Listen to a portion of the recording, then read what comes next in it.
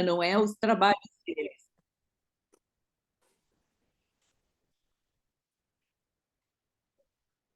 Então, no capítulo 10, retomando agora com a gravação, que se chama Entendimento, não é? O Silas, o Hilário, André Luiz, Leonel e Clarindo, eles se encontram na noite posterior ao onde que Silas conta a história dele, e eles se encontram para retornar ao lar de Luiz. Então, quando eles chegam lá, eles verificam que na casa do Luiz o quadro não se havia alterado, né?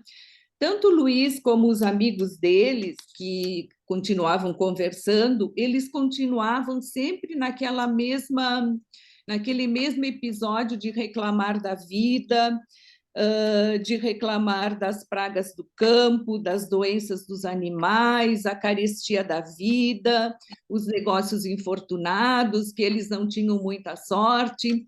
Então, era uma conversa nada agradável de sombras e de lamentações. Só que nesse cenário, o Leonel e Clarindo, que anteriormente eles estavam assim possuídos e tomados por essas sombras, e eles ativavam as ideias, os pensamentos do Luiz para que ele continuasse nessa morbidade, nessa reclamação. Após eles ouvirem a história do Silas e se sentirem tocados com tudo que ele falou, eles não entram mais nessa energia, não entram mais nesse ciclo de lamentações. E aí o Silas observa com uma grata satisfação que, na verdade, eles foram tocados, não é? Por sentimentos nobres, sentimentos bons, e não mais aquela raiva cega, absurda, de querer se vingar do Luiz, que é sobrinho deles na vida terrena, não é? Porque o pai do Luiz, o Antônio Olímpio, ele havia assassinado os dois irmãos dele, não é? O Leonel e o Clarindo, para que o filho Luiz ficasse com toda a fortuna. Então, o Silas ele fica muito contente, ele se alegra, porque ele vê que realmente, quando o coração de encarnados e desencarnados é tocado pelo verdadeiro amor, que as pessoas podem mudar, sim, as suas vibrações, a sua maneira de ver os seus devedores, os seus credores, não é? De uma maneira, assim, muito diferente. Então, na verdade, eles não ficam muito tempo ali no lar de Luiz e deixam que as pessoas continuem se lamentando da vida, e eles volitando, eles vão até um vasto hospital de movimentada cidade terrestre. Então, vai o Silas, o Luiz, o Hilário, o Leonel e o Clarindo. E quando eles chegam nesse hospital, eles encontram um companheiro que se chama Ludovino. E esse companheiro Ludovino, ele está encarregado, está vigilante, né, com uma irmã que está ali aos cuidados dele e que ela se chama Laudemira. Esta moça Laudemira, ela está para ter um bebê. Então,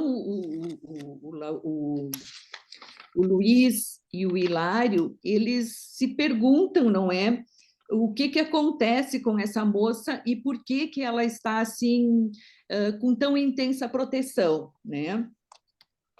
E eles observam, então, através dos ensinamentos e das orientações do Silas, que essa moça ela está extremamente prejudicada por extrema apatia, tá? E a vida uterina dela está em risco. E provavelmente ela terá que ser submetida a uma cesariana para ela não perder o bebê.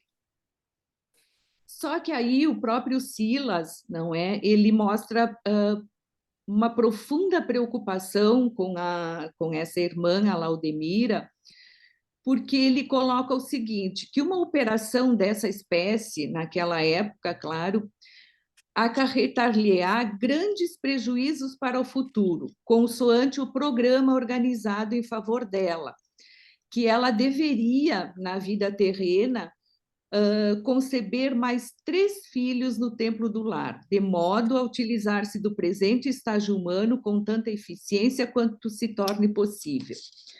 Então, diante desta situação, o Silas se dá conta de que se eles não fizerem alguma coisa para ajudar essa irmã a ter o bebê de parto normal, ela provavelmente não conseguirá ter mais 3 filhos, não é? E aí a programação que foi feita para a encarnação dela não poderia ser levada a efeito. Em Elô, eu achei interessante que eles colocaram ali, ó, consoante o programa organizado em favor dela, cabe-lhe receber ainda mais 3 filhos, né? Isso. Então, a espiritualidade para ajudá-la, né, fez todo um processo reencarnatório que ela deveria ter mais 3 filhos e talvez essa cesárea impossibilitasse. Né?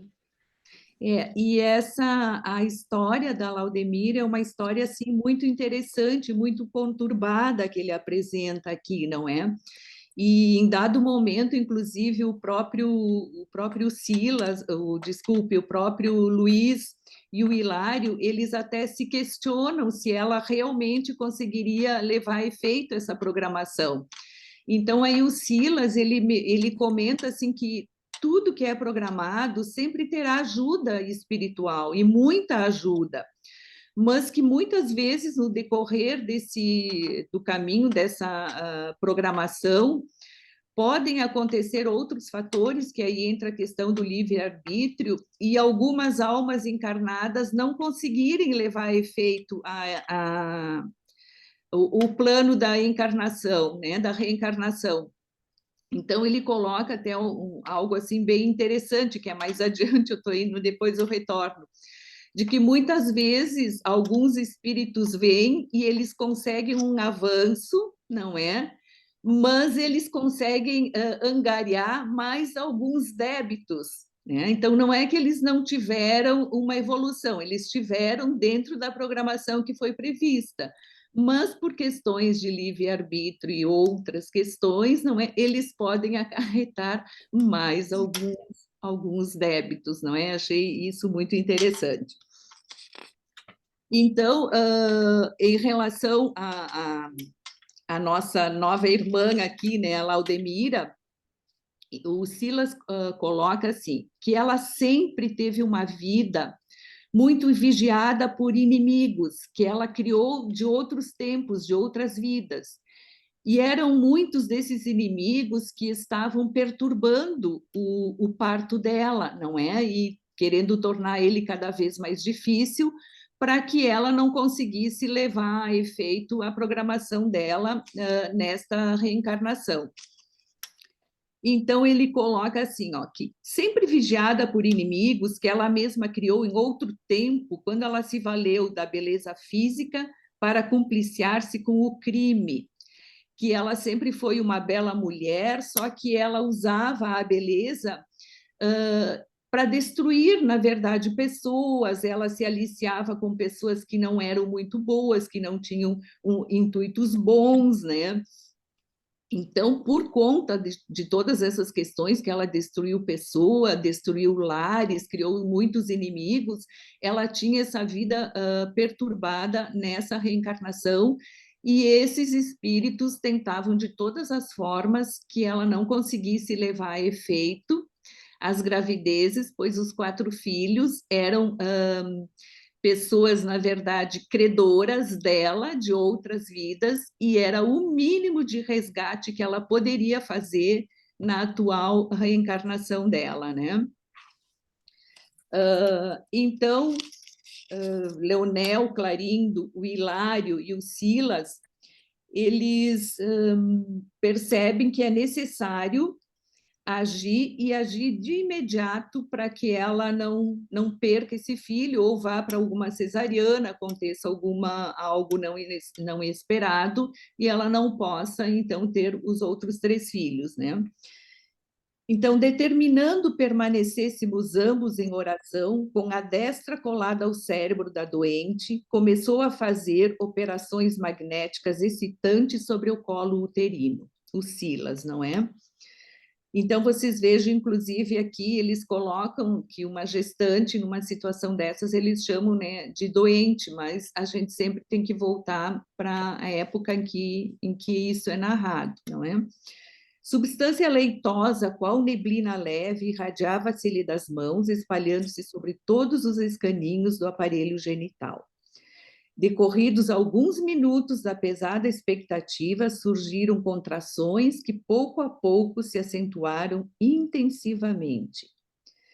E Silas, estava bem atencioso, controlando a evolução do parto, até que o médico entrou no recinto e ele diz: a cesariana foi esquecida, não é? Então, através dos passes magnéticos, eles conseguiram, não é? O Silas, mas o Luiz, o Leonel, Clarindo e o Hilário, né, em oração, eles conseguiram, na verdade, que os espíritos, né, que não eram bons e estavam ali tentando prejudicá-la, que as energias deles se dissipassem e o parto então poderia ser levado a contento, né? Todavia, né, o Silas ele coloca para o Leonel e Clarindo o seguinte: ainda ontem, ele diz, lhes falei dos meus erros de médico, que praticamente jamais o fui, e comentei o plano de abraçar a medicina no futuro entre os encarnados nossos irmãos. Todavia, para que eu mereça a aventura de tal reconquista, consagro-me nas regiões inferiores que me servem de domicílio ao Ministério do Alívio, criando causas benéficas para os serviços que virão. Né? Então, ele deu a entender para o Leonel e para o Clarindo, para o Luiz e para o Hilário, que ele, o Silas, ao ajudar essas pessoas nessas condições, ele também estava preparando o caminho para quando ele fosse reencarnar novamente como médico em outras circunstâncias. Então, ele mostra que, na verdade, é uma corrente, não é? Como se diz, nada é por acaso, tudo tem um propósito, um motivo que liga o plano espiritual ao plano terreno, não é? Alguém levantou. Elodie, desculpa te interromper, a A Raquel Raquel. levantou a mãozinha ali. Oi, gente. Uma coisa que a gente vê, por exemplo, num parto complicado, a gente começa a rezar. Eu peço sempre para o doutor Jesus, doutor Bezerra, e aí, porque se conecta, né? Eu acho o poder da oração é incrível. E aí ocorre, fica tudo bem, sabe? É muito bom. E aí a gente vê nessa livração e reação a espiritualidade agindo, né? Aí o útero contrai, o bebê nasce, fica tudo bem, e muitas vezes acontece. E aí aquele poder da oração, a gente rezando, reza. Às vezes o residente, olha só, não está saindo, reza.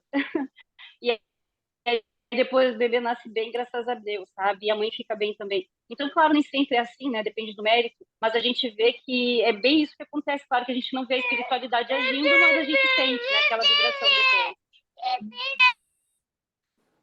Pois é, viu, Raquel? Eu me lembrei que tem vários pediatras, né? É lindo isso, né? De saber todo esse preparo, né, gente, na hora. A Flávia, que é gineco, né? Achei até emocionante, gostei muito desse capítulo, até porque tem a ver com a gente também, né? E é bem isso, né, Raquel, da gente, da poder da oração também, né? Uhum. Vou chamar pelo Silas agora, vou mudar de nome. Isso. Alguém mais gostaria de fazer alguma observação a esse respeito? Bom, Eu queria dizer só uma coisa assim que me chamou a atenção, Elodie, é que assim, ó, muito se falava no meio espírita, assim, né, que a gente tem que vir aqui para evoluir e tal, né? E tem, a gente sabe que tem, são provas, né? Mas pelo que tu leu aí, o que consta no livro, né, que é esse crescimento ele se dá nos dois lugares, né? Que assim ele precisa crescer lá também para vir, né? Precisa ter determinadas condições para estar lá, né? Para voltar. né? Sim, E aí é lá que ele vai desenvolver, né? É na espiritualidade que vai desenvolver. Então, o que mostra que a gente está sempre em crescimento o tempo inteiro. Seja aqui, seja lá, a gente está sempre. As atividades que a gente vai fazer sempre são para o nosso crescimento, para o nosso melhoramento, né? Isso me chamou bem a atenção, assim, que tu falou. sim, até porque ninguém, como alguém já disse, ninguém vira santo porque desencarnou e quando está no plano maior está fazendo boas ações, não é? Não é por isso. É que, na verdade, essa pessoa, além de estar evoluindo, ela está preparando um terreno e preparando a própria mente, o próprio espírito, para quando ela retornar, para resgatar os possíveis débitos que ela tem.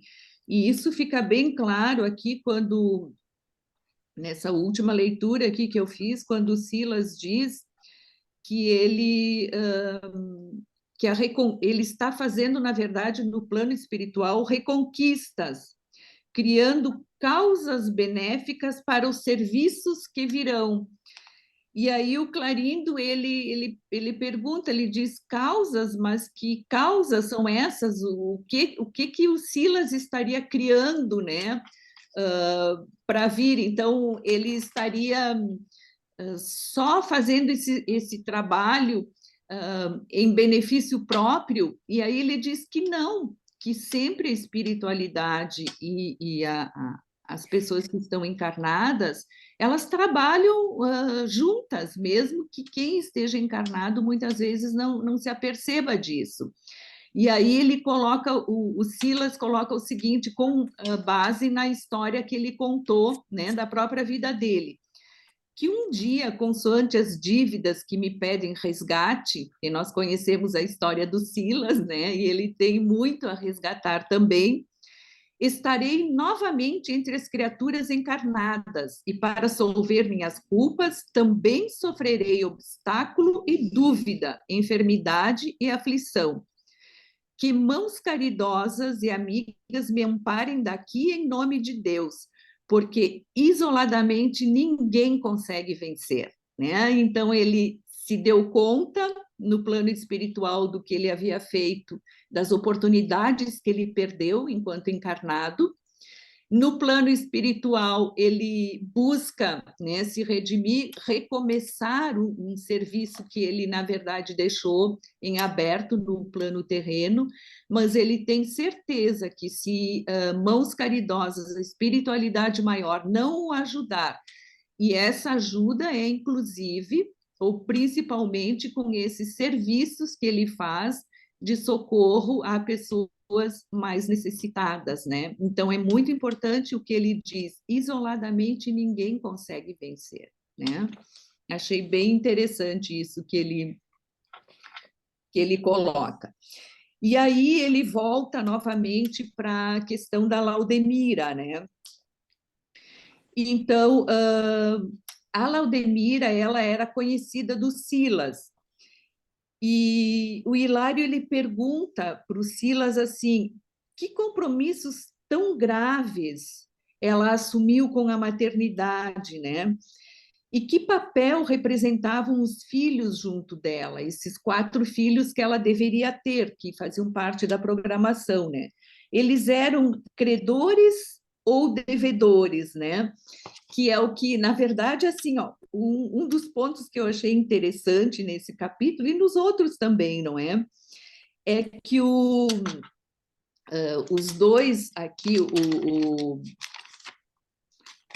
Leonel e o Clarindo, eles fazem, assim, um papel bem interessante pelas perguntas que eles fazem no afã de conhecimento, né?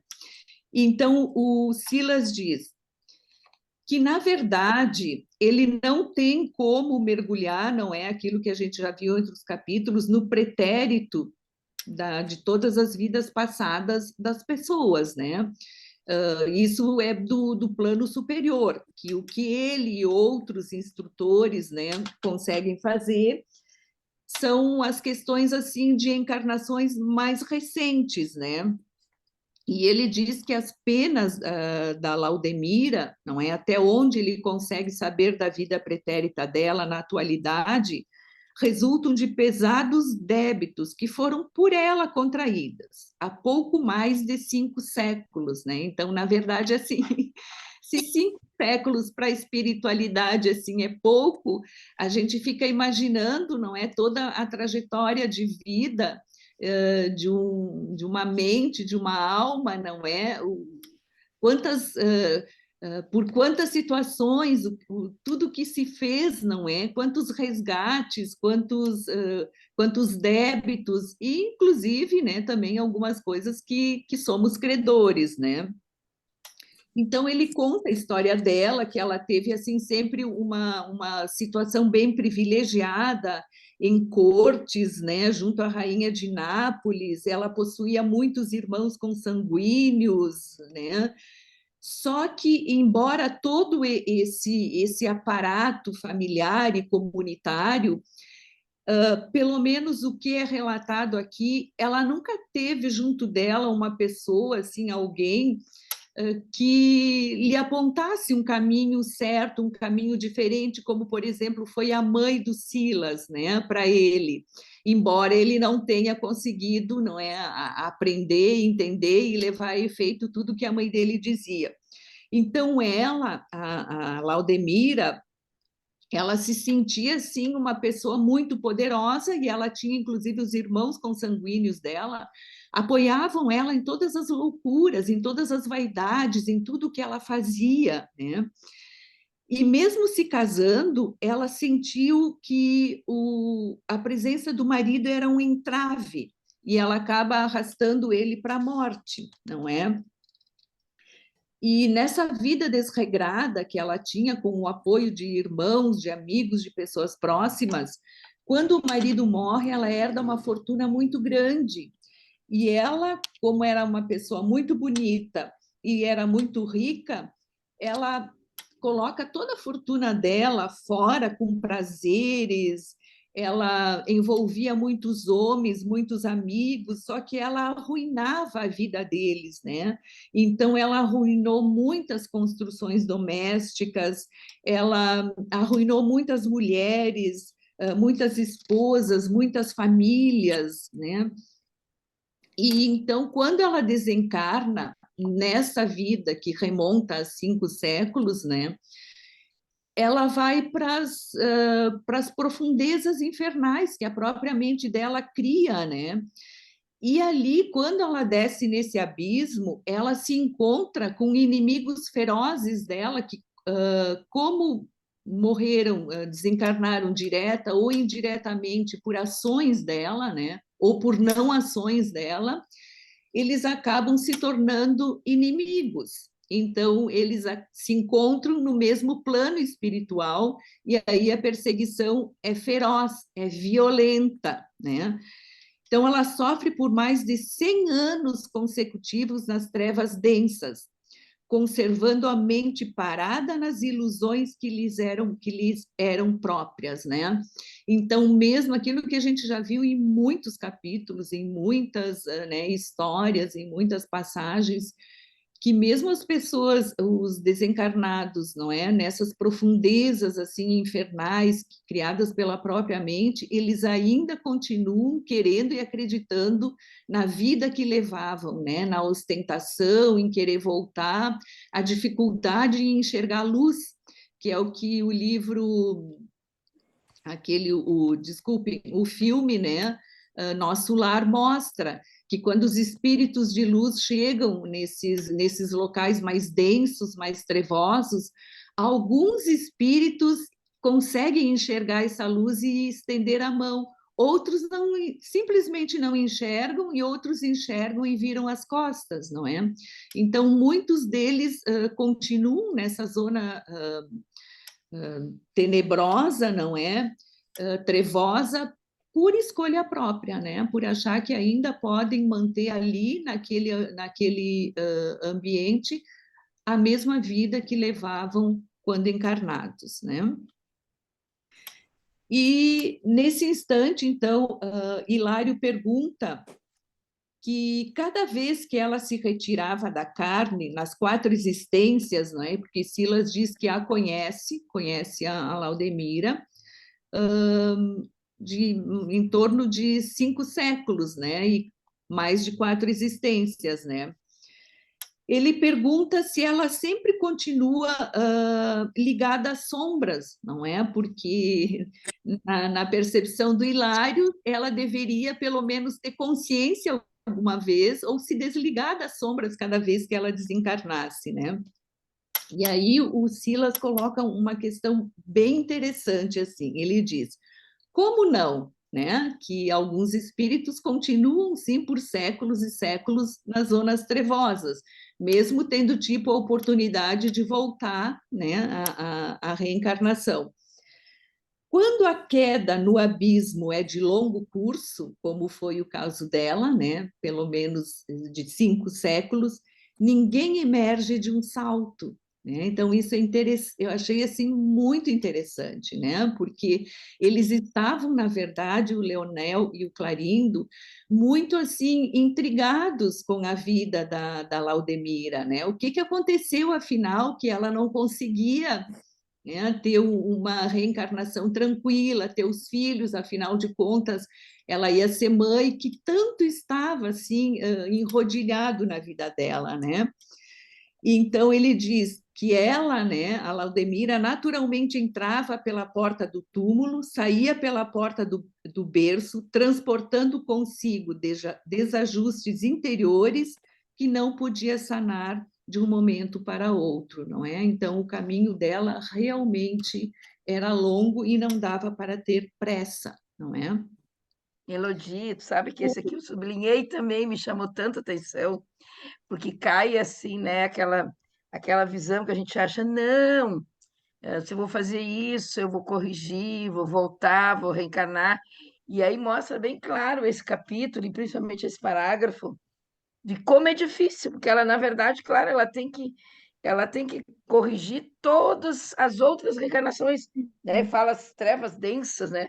A gente vê como uma coisa pesada, vê como é difícil, como a gente passa trabalho aqui, a gente passa trabalho lá, né? Desfaz toda aquela ideia, né? Fantasiosa. Não, lá em cima vai ser tudo uma maravilha, vou voltar, tá tudo bem. Não, lá também vai ser difícil, né? E eu vou precisar voltar de novo, e de novo, e de novo. Eu acho que esse parágrafo resume muito isso. Porque teu áudio está ali na calçada. Não, você não quer guardar, mas tem o pau. Tem que esperar alguém para segurar o pau. Toninha, tu pode desligar ali. Ah, ela viu. Alguém mais? Eu acho assim que é algo que é importante também, né? Muitas vezes a gente nos enxergar e enxergar o outro também com indulgência, né? Porque assim, somos todos tão imperfeitos. E assim, por exemplo, você vê uma assim, porque hoje em dia, né, a nossa percepção é de espírito imortal, né? Então a gente vem nesse processo reencarnatório, mas a gente ainda tem imperfeições que ainda preponderam muito na gente, né? E aí às vezes a gente quer arrancar, às vezes comigo, eu. Aí eu faço, mas por que eu ainda penso assim? Às vezes você quer arrancar aquele pensamento negativo que você ainda tem, né? Aquela dificuldade que você ainda tem, mas são imperfeições que vêm de quantos séculos, né? De uma existência inteira, né? Então imagine quando um espírito como ela reencarna, né? Então como ela tem dificuldades morais de superar as imperfeições dela, né? Então assim, eu acho que você, assim, quando você vê essas descrições, você imagina no plano de encarnado a gente na nossa vivência, as pessoas que têm muitas dificuldades, problemas de saúde mental, né, severos, né, problemas da convivência social, de relacionamento, de atitudes. Aí você começa a entender como realmente a gente tem que olhar para as pessoas com indulgência, porque é uma construção de um espírito imortal que a gente só está vendo, a gente não pode enxergar aquela pessoa pontualmente naquele momento. Porque imagine essa senhora, quando ela reencarna, assim, os automatismos que ela tem, sabe, as dificuldades de ordem moral que ela tem, entende? Assim, quando eu olho, eu já imagino como é que essa pessoa deve ser na vida dela de encarnada. Os posicionamentos, as dificuldades, os procedimentos que ela tem, os pensamentos que ela tem, os relacionamentos interpessoais, né? Então, é aquela definição que a qualidade moral de alguém está diretamente relacionada com a capacidade que aquela pessoa tem de amar, né? E aquela capacidade de amar está diretamente relacionada com a evolução espiritual daquele ser encarnado, né? E aí eu fico viajando, assim, pensando. Uhum. Mas é exatamente isso que tu colocaste, com certeza, sim. E tanto é que, Isabela, que seguindo aqui, né, o Hilário questiona novamente o Silas e ele diz, mas se a situação dela, né, da Laudemira, era assim, praticamente inalterável, né? Ela reencarnou tantas vezes, já há 5 séculos ela vinha assim com essas questões ligadas às reencarnações. Ele pergunta: para que retomar o corpo físico? Não lhe bastaria sofrer na dolorosa purgação daqui deste lado, sem renascer na esfera carnal? E aí o Silas, paciente como sempre, né? Ele diz que a observação é compreensível, só que a Laudemira, ela voltava para o pagamento parcelado das suas dívidas, né? Aquilo, como ele diz, ninguém emerge de um salto do abismo, principalmente para quem tem muitas, muitas, muitas reencarnações acumulando débitos, não é?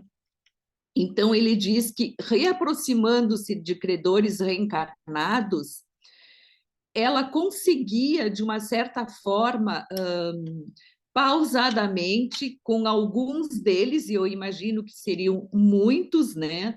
Ela conseguia renovar as suas forças e ela conseguia se redimir com esses reencarnados. Só que como o plano espiritual ele não atende um reencarnado sozinho, né? Isso a gente já viu muito.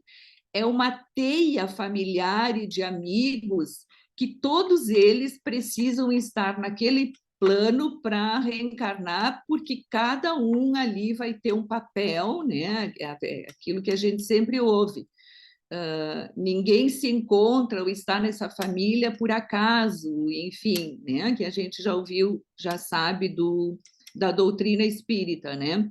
Então, como ela tinha muitos credores, ela tinha muitos débitos, todos eles não poderiam ao mesmo tempo estar aptos a reencarnarem e se darem bem e, como disse a Isabela, já virarem espíritos, né, superiores e eternos.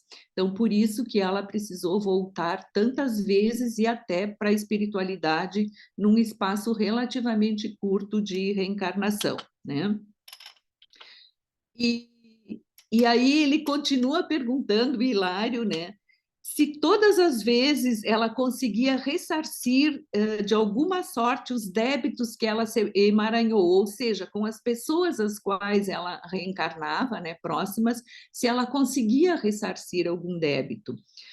E aí o Silas diz que sim, porque de alguma sorte ela em todas as reencarnações, ela padecia tremendos golpes no orgulho que ela trazia cristalizado no coração. Então, vocês vejam assim, como alguns espíritos têm uma vida toda assim voltada para ações não boas e como isso cristaliza na mente e no coração delas, né?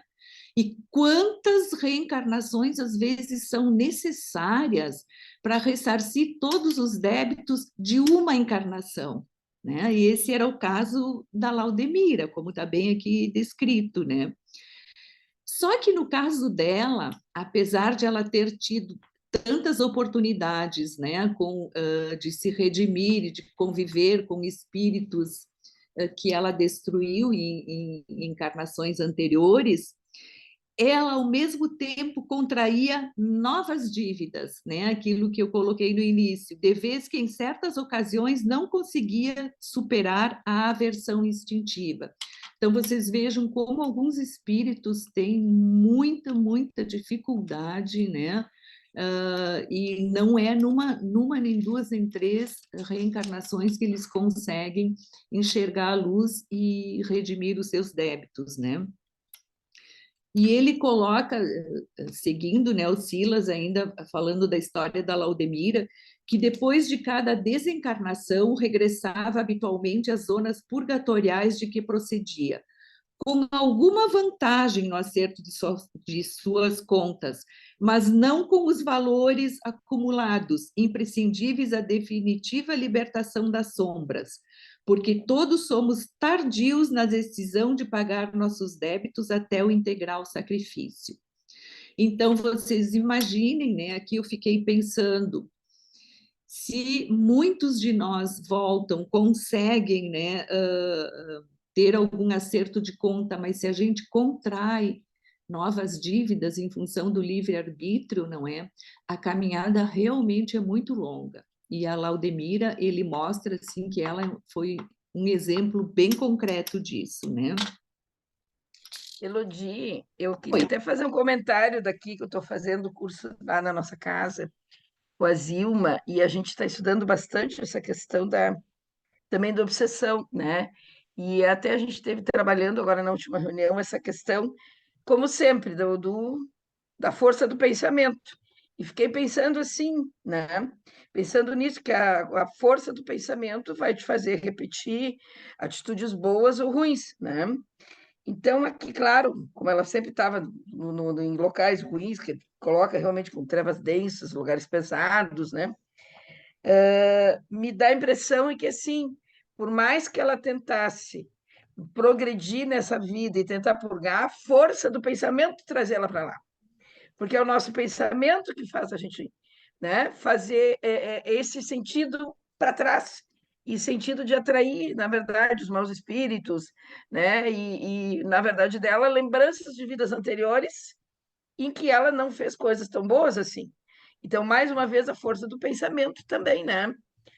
Porque a obsessão é uma coisa muito séria. Então, isso aí, com certeza, não sei, mas me veio muito isso também, né? Então, por mais que ela tentasse para frente, a força do pensamento fazia ela voltar para trás do que ela viveu, né? Sim, até porque ela sempre nessas, pelo menos, reencarnações, ela tinha uma vida de ostentação, de luxo, de beleza, e inconscientemente, provavelmente, ela queria voltar a essa vida, né? E ela precisava de humildade, ela precisava de exercícios de abnegação, de amor, de fazer bem para as pessoas, e isso na mente dela era muito complicado, por isso que ela, um dos motivos que ela contraía novas dívidas, né, novos débitos a cada reencarnação, embora ela conseguisse reparar também alguns dos débitos que ela possuía, não é? A Janine até colocou ali bem interessante, Elodie. Força do pensamento e vontade, é bem isso. Sim, exatamente. É a vontade de ir para Isso. E aí o Hilário, ele continua perguntando, né? E ele pergunta para o Silas assim, que se cada vez que a Laudemira retornava para a esfera espiritual, tendo conseguido assim alguns avanços, mas contraído outros débitos, ele queria saber assim, se tinha alguns benfeitores que auxiliavam ou que conseguissem refrear esses desatinos dela. Aí o Silas diz que sim, que ninguém está condenado ao abandono, não é? Que nas esferas espirituais, o próprio Criador atende a criatura por intermédio das próprias criaturas, não é? Então, o Silas é um exemplo disso. Ele teve uma vida toda desregrada, pelo menos na última reencarnação, não aproveitou as oportunidades, e agora, no plano espiritual, ele estava ajudando outros espíritos a se reencontrarem e a pagarem os seus débitos. E ele diz que tudo pertence a Deus. Aí o Leonel pergunta para o Silas assim, se tudo pertence a Deus, o inferno também pertence, né? E o Silas, com a bondade dele, com a experiência, como ele se permitia, né, alargar a mente, ele diz que o inferno, a rigor, é obra nossa, genuinamente nossa. Mas imaginemo-lo assim, a maneira de uma construção indigna e calamitosa, no terreno da vida, sendo a vida a criação de Deus. Tendo abusado de nossa razão e conhecimento para gerar semelhante monstro nesse espaço divino que é a vida, compete-nos a obrigação de destruí-lo, ou seja, destruir tudo aquilo de ruim que a nossa mente produz, para edificar o paraíso no lugar que ele ocupa indebitamente, né? Então, vocês vejam que interessante isso. Deus criou a vida para ser uma vida com amor, mas nós, os espíritos encarnados, podemos transformar isso, esse espaço divino, em um inferno para nós e para os que estão próximos. E cabe a nós destruir esse espaço infernal para que o bem ocupe o lugar que sempre foi dele, senão não teria, né, toda a nossa trajetória, todas as nossas, os nossos desencarnes, reencarnações, as programações. Então, tudo é muito amarradinho, tudo tem um propósito, é que nós, na maioria das vezes, não conseguimos enxergar, não é? Todos esses detalhes, todo esse caminho que a gente precisa percorrer, né? E seguindo, então, o Hilário e o Leonel, que eram os mais interessados, né, em todas essas histórias, eles acharam a explicação do Silas muito clara, muito convincente, e ele consegue, né, o Silas traduzir, assim, para a linguagem que eles consigam entender, através desses exemplos, esses assuntos, assim, que são extremamente complicados, né? E retornando aqui, então, o Silas, ele coloca o seguinte, ó, que não obstante os seus valiosos conceitos já expendidos quanto à memória nas regiões inferiores, será interessante saber se Laudemira, antes da atual reencarnação, chegava a lembrar-se com nitidez dos estágios por que passou nas difíceis provações a que se refere, né? Então, assim, porque, na verdade, o Leonel e o Clarindo, eles não entendiam o porquê que a Laudemira, assim, ela contraía tantos débitos, mesmo que ela conseguisse alguns avanços, né? Então, o Silas retorna novamente àquela questão que ele conhece a Laudemira, né, há praticamente 5 séculos, não é? Que ele tem conhecimento da vida dela, e ele volta a ressaltar que todas as pessoas têm o livre-arbítrio quando são encarnadas, e que ela, Laudemira, ele frisa novamente que mesmo ela passando todas as provações que ela passava, sempre voltando a uma esfera mais nebulosa no plano espiritual, mesmo assim, ela ainda não conseguia ter uma visão clara do quanto ela poderia mudar e do quanto ela era responsável por muitas das situações que ela fazia com que as pessoas ao redor dela passassem. Então, eu até diria assim, um espírito muito impertinente, não é? Que não se dava conta das coisas que fazia. Bom. A Elodie, deixa eu contribuir, que eu sei que tu está lendo, a Raquel colocou um chat bem legal aí, porque eu acho que é importante, as pessoas podem participar falando ou colocar no chat ali, depois se a Raquel quiser falar também, que ela falou que, né, de muita situação de pessoas que vivem inferno permanente, né, atormentadas, e a gente vê isso aí.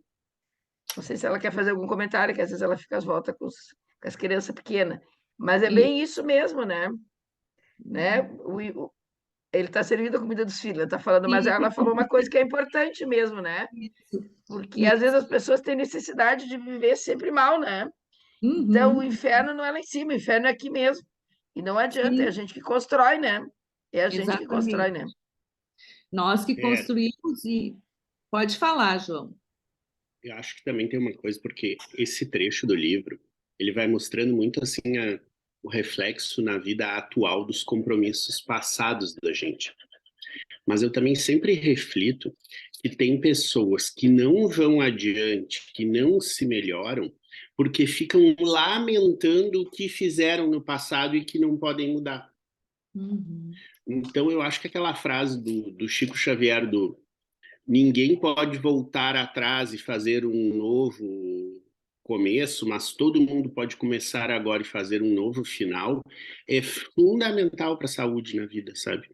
Porque é claro que há de se ter uma reflexão sobre os erros e os arrependimentos, mas viver para isso também não é uma coisa boa, né? Uhum. Com certeza, porque aí é aquilo que o Silas falou. Então, tu estás alimentando o teu inferno aqui. E se tu alimenta o teu inferno aqui, quando tu desencarna, tu também vai continuar no inferno lá, não é? E aí é uma retroalimentação de zonas trevosas. E aí é muito complicado o espírito conseguir sair. Embora, como ele mesmo disse, a gente saiba que ninguém fica desamparado, né? Em momento algum. Mas nós é que precisamos desconstruir o inferno que nós construímos para nós e para os outros, seja aqui ou seja no plano espiritual, não é? A Raquel está contribuindo aqui, que ela está servindo a comida do filho. Reclamamos tanto, eu mesma reclamo muito, a atmosfera baixa. Para onde eu vou morrer? Onde tu estás? Então, acho que até é importante essa reflexão. É que é mais fácil a gente reclamar, né, gente? Né? Eu vejo agora mesmo, todo mundo reclamava que estava calorão, né, infernal. Agora todo mundo está tão bom agora, melhorou a temperatura. Ai, coisa horrível, mas que frio. Tem pessoas que têm uma necessidade de reclamar de bobagem, né, gente?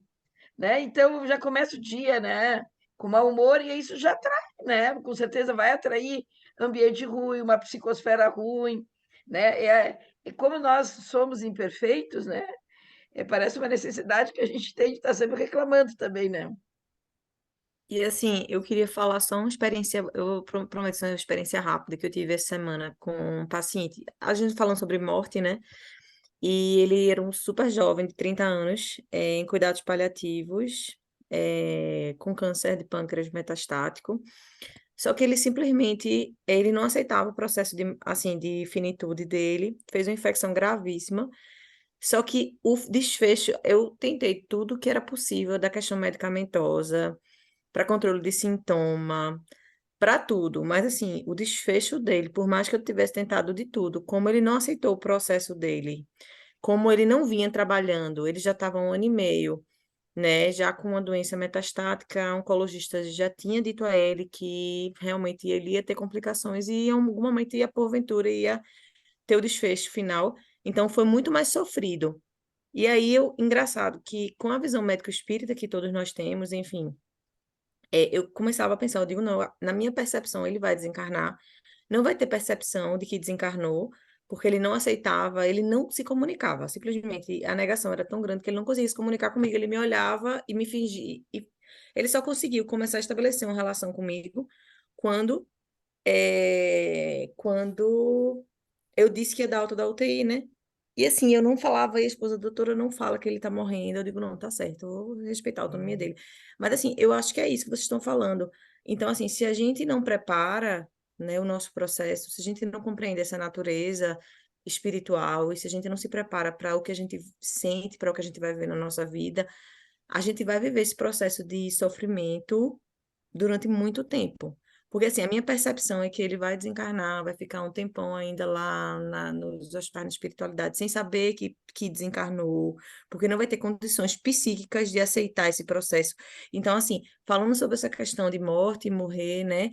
Então, como a gente, como profissional de saúde, a gente precisa trabalhar os nossos pacientes nesse processo também do desencarne, né? Porque, assim, foi uma coisa que me chamou muita atenção, porque eu já acompanhei vários pacientes em cuidados paliativos, que é o que eu estou fazendo agora muito, e, assim, o dele foi um dos piores que eu já vi, de sofrimento, desse processo, sabe? Da não aceitação, sabe? E, assim, eu me questionava, eu digo, meu Deus, por que a oncologista, nesse processo de uma doença extremamente grave, num paciente extremamente grave, por que, assim, a gente, como médico, a gente, ou profissional de saúde, qualquer um que seja, a gente tem que se preocupar em fortalecer esses pacientes, sabe?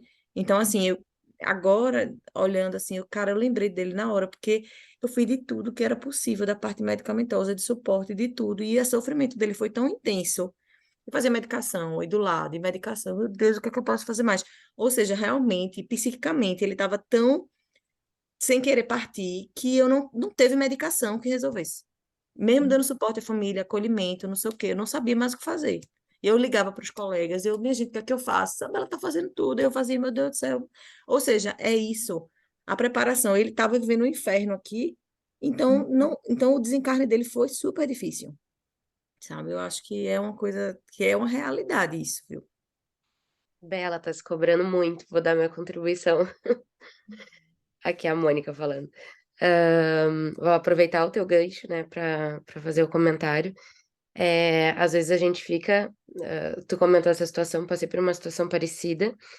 E ainda ontem, numa aula lá no Fabiano de Cristo, no Centro Espírita, falávamos exatamente sobre esse assunto, o caminho que cada um trilha e que nem todos estão preparados, né? Às vezes a gente quer, que entende um pouquinho mais, que está estudando, buscando esse autoconhecimento, a gente quer que todo mundo tenha essa visão que nós temos, né? Da parte do desencarne, do que vamos encontrar depois, para que zonas vamos ir, né? E, e nem todas as pessoas, o instrutor lá falava isso, que cada um tá num trecho da estrada, né?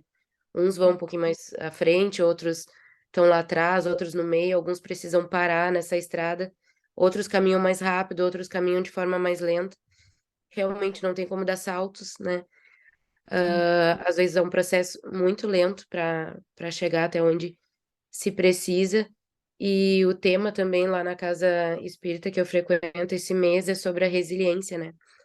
Que é falar sobre também ali o que o João comentou, que sempre é possível a gente modificar os pensamentos, modificar as nossas atitudes, né? O que a gente era há 5 anos não quer dizer que hoje nós vamos pensar da mesma forma. Todo dia a gente tem a possibilidade de aprender coisas novas, né? Eu também venho passando por um processo, encerrei agora meu processo de quimioterapia, tratamento oncológico, e consegui passar, sabe? Eu acho que a visão espírita também, a partir dos estudos, eu consegui aprender muitas coisas sobre o que essa doença pode nos causar, né? Mexe muito com o psicológico, demais. E quem, né, para quem tem fé, para quem acredita, para quem estuda já é difícil. Eu imagino para quem chega no hospital e não tem nada, chega muito cru, né, como teu paciente aí, sem estrutura nenhuma, talvez nenhuma estrutura familiar, nenhuma rede de apoio que pudesse estar passando algum ensinamento para ele de como vivenciar isso, de como aceitar a doença. Assim como eu lá no início eu não aceitei também, então tive que passar por um processo psicológico, né, para conseguir reconhecer, acolher tudo que eu sentia e passar, né, e aceitar isso de uma forma mais leve, conseguir aprender com isso. Então, acho que é desesperador, né? Acho que para quem não estuda nem um pouquinho da parte do espiritismo, tem esse medo do que vai acontecer, mas eu, graças a Deus, consegui passar por esse processo. Tô ainda, né, vivendo isso. Tem ainda, pro resto da vida, né, tratamento, mas a gente entende vários porquês, coisas que a gente vem resgatar, exatamente o que se falou aí da vida da Laudemira, né, também, que vem esses resgates de muito tempo, né, a visão espírita nos traz isso, então conforta muito também, né. Era isso, gente, que eu queria contribuir. Muito obrigada pelo teu depoimento, viu, Mônica? Estamos já torcendo muito por ti, viu? Com Todos nós certeza. aqui, com certeza, vamos estar em uníssono contigo, unidos, para que corra tudo bem contigo, viu, querida? Obrigada. Aqui é uma família e aqui tu pode tranquilamente colocar teus temores, teus medos, teus anseios, né? Seja muito bem-vinda, viu? Tu vem para o Isso. lugar certo, pode dividir, pode falar, No não tem momento problema certo, nenhum. né? Sim, com certeza. E, Isabela, isso que você estava colocando, e a Mônica também, é interessante, assim, eu estava fazendo uma ligação, como muitas vezes algumas pessoas, quando estão na fase final da vida, a reação delas, na verdade, é o resultado de toda uma forma de vida, de uma caminhada, né? Só que alguns, nessa caminhada, eles têm essa reação que tu colocaste, não é, Isabela, de não aceitação, e outros que não tiveram também nenhum amparo, e muitas vezes nesse momento parece que eles conseguem despertar de algum lugar, e eles passam a ter uma noção diferente, e se comportam até de uma maneira que a gente nem esperaria.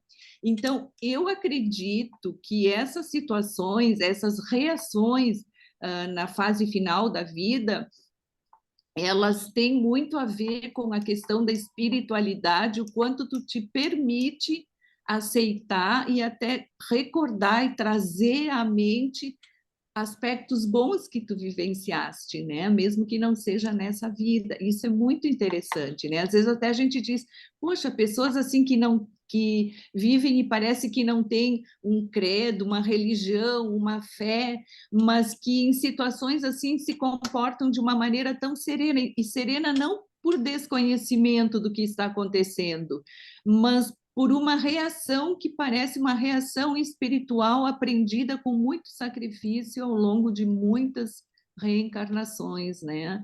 Então, como a Mônica colocou, nessa estrada, meu Deus do céu, tem tanta gente assim, a um metro na frente de nós, 1 metro atrás, 1,5 m, 1 metro, e a gente às vezes espera que todas as pessoas tenham, né, uma reação mais ou menos padrão diante de determinados acontecimentos, né, e não é. Elodie, você, assim, na verdade, meu desespero era querer consolar aquela pessoa. Hum, Eu dizia, meu Deus, eu tenho que consolar esse homem de algum jeito. Aí eu liguei para um colega que é psiquiatra maravilhoso, da AME, Pernambuco. Aí eu cheguei para Alberto, pelo amor de Deus, eu tô desesperada, eu não sei mais o que fazer, eu tô querendo, eu consegui acolher bem a família, mas eu não conseguia, porque eu não conseguia estabelecer uma relação, porque ele não queria saber de mim. Então, então assim, eu não conseguia, o que é que eu posso te ajudar? Então, assim, a gente fica sem saber se a gente tá fazendo o que é pra gente fazer, entende? A gente fica, eu digo, meu Deus, ele é o principal, que eu tenho que tentar acolher. E assim, eu não conseguia, sabe? Então, assim, é muito mais a frustração do profissional em relação a como eu vou conseguir fazer o meu trabalho e aquele paciente ter uma maneira de acalentar o coração dele, sabe? E assim, eu acho que foi muito sofrido para mim, assim, foi mais uma oportunidade, porque eu nunca tinha tido uma experiência dessa, lógico, eu tenho muito tempo ainda para vivenciar, mas eu liguei e o colega me deu aquela acalenta no coração, mas assim, é angustiante você vivenciar um processo de uma pessoa que está com tanto sofrimento psíquico e você se vir numa situação de que você não consegue ajudar como você gostaria, entende? Eu mas acho que Isabela, se tu sabe que nessas situações eu sempre me reporto e eu sempre repito que tiveram 3 cenas do filme Nosso Lar que eu achei assim dignas de, mas uma delas, a primeira que me marcou, foi exatamente quando os espíritos de luz chegam nas zonas trevosas e tem tipo um divisor assim, né? Uma parte escura e outra parte de luz, se vocês se lembram. E os espíritos estendem a mão para quem quisesse vir, né? E eles sabem que ali tem tanta gente que poderia estender a mão para eles, né, para a luz, e essas pessoas não estendem. Só que esses espíritos, eles não vão desanimar, eles sabem que essas pessoas, né, eles têm essa compreensão que essas pessoas têm o seu tempo, têm os seus débitos, têm os seus créditos, e tu estende a mão, tu oferece. Então, a serenidade ali nesse momento tu chega naquela linha divisória onde o outro tem que ter uma ação, né? Mas eu sei que não impede a frustração, mas eu sempre me lembro dessa cena nessas horas, sabe? E os espíritos não desistem. Os espíritos Gurias, não desistem. eu tenho uma dúvida assim, ó. Assim como o Silas estava ajudando esse espírito feminino e emitiu energias para que ela pudesse dar à luz, né? Eles na espiritualidade e ela encarnada, né? O que que nós encarnados podemos fazer em relação a outros encarnados, assim como a Isabela falou, além de oferecer todas as formas de tratamento, seja físico ou mental, em termos de psiquiatria, O que mais a gente pode fazer? Orações, assim como os espíritos fazem quando chegam ali porque eu lembro bem dessa cena do nosso lar, eles formam um halo de luz, né, na volta dos espíritos, assim, trevosos. Então, é isso que a gente pode fazer? Orar por eles quando não tem mais esse entendimento, quando eles não oferecem a mão? Seria isso? A Sidéria, o João, se podem contribuir nessa parte de psiquiatria e de orações, consequentemente, claro, né? Sidéria. Sidênia. Então, estava me coçando quando você estava falando. Se coça aí, Assim, então. ó, a questão é a escuta, gente. A gente é muito afoito, a gente quer resolver o problema do outro, né? E às vezes é no silêncio que a gente ajuda, né? Então, assim, por exemplo, num doente terminal, Bela, às vezes ele tem medo, então ele se fecha, ele não quer saber, entende? Mas é só o estar ali junto, a escuta dessa dor já dá uma mudança nele. Nem que seja uma sementinha para que no outro lado ele possa trabalhar isso, sabe? Então, não tem pessoa impenetrável, tem a nossa forma de chegar nessa pessoa, né? Eu vou contar um caso para vocês, assim, eu tenho um paciente de muitos anos, em que ele tem diagnóstico de esquizofrenia, né? E ele passou por várias psicólogas, né? E vários profissionais, ele ia comigo, ia embora, ia em outro, e ficava assim pipocando por lá, vários locais, até que veio a pandemia, né? E na pandemia ele conseguiu fazer online. E por muito tempo eu me perguntei assim, por que ele voltou, né? Por que ele voltou para mim, né? Se ele já tinha ido em outras, né?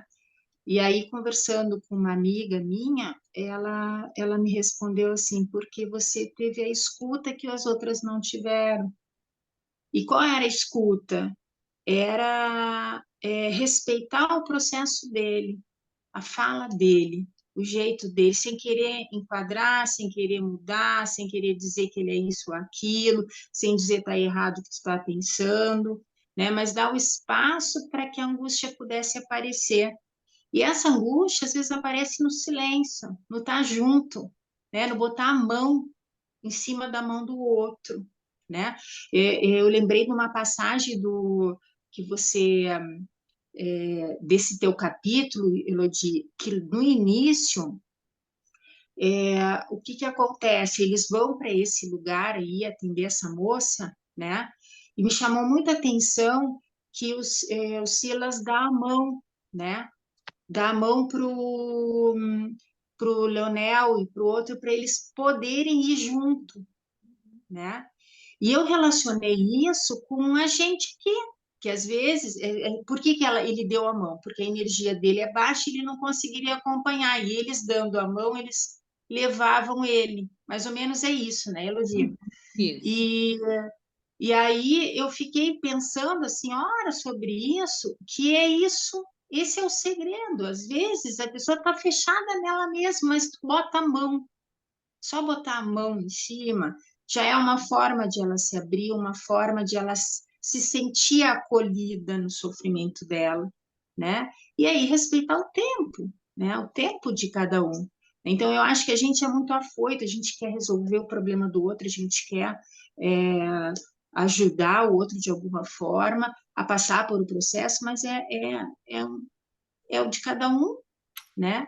A gente sabe que a gente poderia aprender no amor, mas a gente não consegue, né? A gente vai na dor, né? E na dor a gente se transforma, né? Então, não sei, assim, se eu conseguir ajudar, mas, assim, para mim, é só essa resposta, assim, de que a gente tem que escutar o outro, aprender a escutar a dor do outro e não a nossa, não a nossa angústia, mas a angústia do outro, né? A Janine até colocou mais ou menos o que tu falasse, eu acho bem importante isso. A palavra pode atrapalhar o processo, o silêncio pode trazer muitas respostas, e o que tu falasse também da reflexão.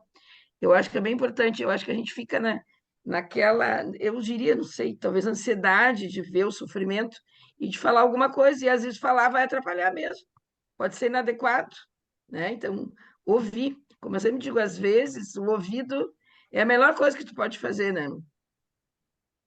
Nessa situação, tu vai fazer o paciente refletir, né? João, tu quer É, comentar alguma coisa, João? Não, eu estou absolutamente fechado com essa ideia, né, dessa escuta empática, e ela não é usual. Embora pareça muito simples, ela não é usual. Quando alguém conta um problema, normalmente a escuta alguém conta assim: ah, aconteceu isso e isso comigo. O que normalmente é o retorno da pessoa? E eu que me aconteceu isso aí 10 vezes pior que o teu. E o meu, que foi esse outra coisa.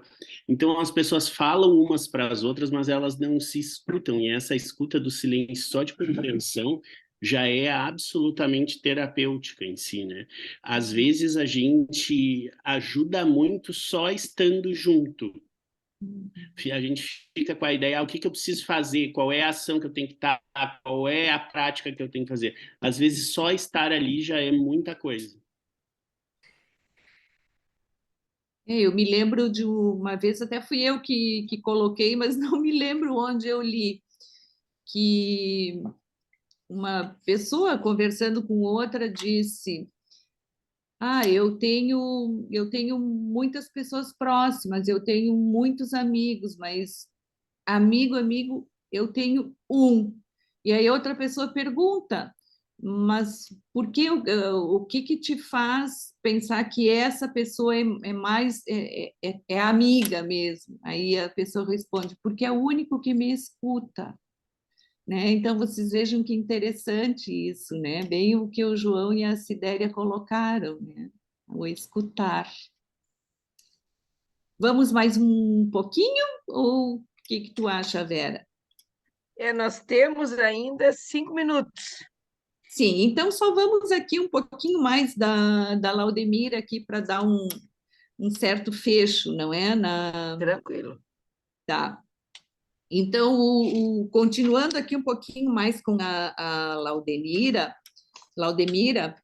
o Silas ele ainda coloca para o Leonel e para o Clarindo que a Laudemira, nessa reencarnação, ela deverá receber 5 de seus antigos cúmplices na queda moral, para reerguer-lhes os sentimentos na direção da luz em abençoado e longo sacerdócio materno.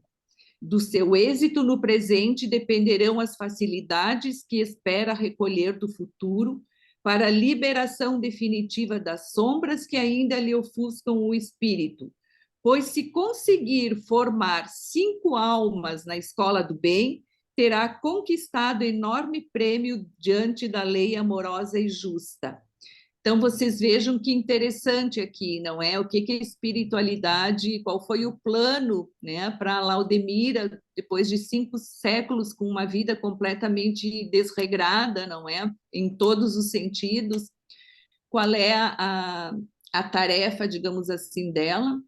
A maternidade, não é? Que então, o exercício da maternidade de a forma vista pela espiritualidade, não é? Seria uma das formas mais amorosas da pessoa reconquistar, não é? A sua mente sadia, reconquistar o caminho do bem, reconquistar todas as possibilidades que ela tem de atendimento, né, para as pessoas que estão ao seu redor e da sua própria evolução, não é? E aí o Silas ele coloca que o problema da Laudemira, né, debatido entre eles, valia por preciosa contribuição no tema causa e efeito, né, que se decidiu aqui nesse capítulo estudar, não é? De que tudo que ela fez, tudo que ela acumulou, né, durante esses 5 séculos, que ela não teve filhos, ela destruiu famílias, ela destruiu homens, ela destruiu mulheres, os próprios irmãos dela, não é? As pessoas que estavam no caminho dela. Qual seria a prova dela, né? a maternidade e teria 5 filhos. No início eu achei que eram 4, mas aqui, depois lendo, eu vi que eram 5. Ela provavelmente já devia ter um filho, né, quando o Silas impõe as mãos, né, no ventre dela, para que ela possa ter um parto normal. Então, é o exercício da maternidade, né? E aqui, como eles falam, do sacerdócio materno, para ela poder se redimir de algumas faltas do passado, né? Então, aqui, o Silas, ele encerra a questão da Laudemira, não é? E que provavelmente, eu não lembro se em algum outro capítulo ele traz, eu confesso que não li todos ainda, né? Eu não lembro de todos, mas aqui então ele encerra a questão da explicação da Laudemira, do porquê que ela, nessa reencarnação, deveria acolher 5 filhos, né? E toda a história do passado dela. Eu acho, né, Verinha, que vamos ter que parar por aqui, não é? Estou por vocês. Já é 20, já está quase ser. Eu acho que até porque já está quase 10 horas, né? Pois Tranquilo, e é. depois a gente continua numa outra. Mas foi bem, foi bastante coisa, né, Elodie? Deu para discutir bastante coisa, foi muito bom. Sim, sim, com certeza. Mas então, olha ali a Raquel com o guri. Mas que coisa mais lindinha, Raquel. Oi, oi. Oi, oi, querida. Oi. Oi. Viu? Já desse tamanho aprendendo, viu? Viu? Então, assim, ó, pessoal, agradecer mais uma vez a Elodie, estava muito bom, né? Excelente a discussão, foi muito bom, como sempre. Agradecer a nossa nova integrante agora, a Mônica, que agora está com a gente. Seja muito bem-vinda sempre, tá, querida? Tá? E para a próxima que vai seguir o estudo vai ser a Bela. Para ela já entrar nesse clima aqui, eu vou fazer o convite para ela fazer uma oração para encerrar nosso evento hoje, tá, Isabela? Joia, vai ser um prazer. Senhor Jesus, mestre amado e querido, te agradecemos mais uma vez por esse encontro tão maravilhoso, pelas amizades aqui realizadas e pelos aprendizados aqui compartilhados. Que o teu amor, que a tua paz sejam sempre presentes na vida de cada um de nós e que possamos estar irmanados em comunhão com o teu evangelho e a tua boa nova, Senhor. Obrigado por tudo. Obrigada, querida. Que assim seja. Então, que assim seja, gente. Tá muito bom. Tá muito bom, né, gente? Ah, esse capítulo foi muito bom.